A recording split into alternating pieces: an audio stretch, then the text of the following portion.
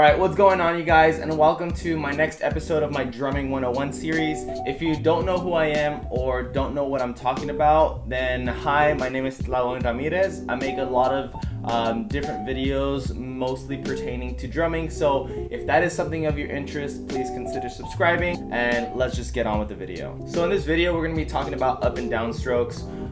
Since we talked about technique and how to hold the stick and how to play with the stick, there's one of the most important, I think, concepts to learn as a beginner, which is a legato stroke or a downstroke. Now, with that being said, the way that you do an up or down stroke is basically you hit your pad at an accent, so it's full height up, and there's a difference between holding it and letting it rebound.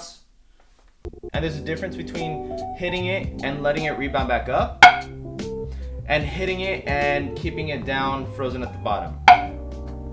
Now, those are the two differences between an up and down stroke. It's basically the end position of your stick after you hit it with an accent. So after you hit an accent, are you either gonna bring it back up for an upstroke, or you're gonna freeze it back down for a downstroke?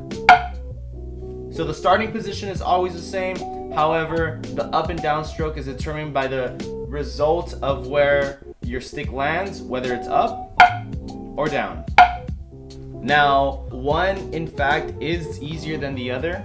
Whenever you hit your stick on a surface of a drum or a pad, there's always gonna be some kind of rebound. For an upstroke, you're basically gonna have that rebound bounce back up and freeze it where it started. So there's essentially no effort being made. However, when you get into those downstrokes and you wanna freeze it, you're going against of where the stick wants to go, which in turn makes downstrokes a lot harder than keeping upstrokes. So with that being said, what is the purpose of having the different types of stroke? Why is there an upstroke and why is there a downstroke? Why don't we just have one continuous end result, have everything be a downstroke, and just go on with drumming? Now, the answer to that is you actually get a different sound when you have an upstroke versus a downstroke. So a reason could be that you want to have a piece of the music sound very open and wide, so you want to have that upstroke and that sound resonate through the stick and the drum. Sometimes the composer wants the music to be a little short and cut off and cut that resonation between the stick after the stick hits the drum, and so you may define a piece of music to be a downstroke.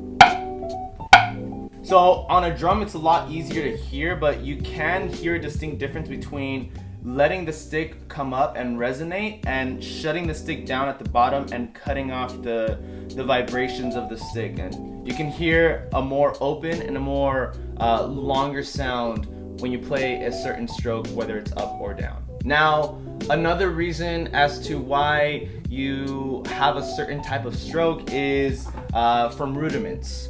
Rudiments is something that I'm going to be talking soon in a future video, which means you should probably subscribe and hit that notification bell so you don't miss that video. But there are certain rudiments out there that basically force you to use different types of strokes. For example, if we talk about paradiddles, keeping that downstroke after you hit the accent to keep the rest of the 16th notes low, I'm literally using the downstroke to freeze my stick down there and play a low diddle. This also helps with your accent tap patterns. So you have your accents and you have your tap patterns, and having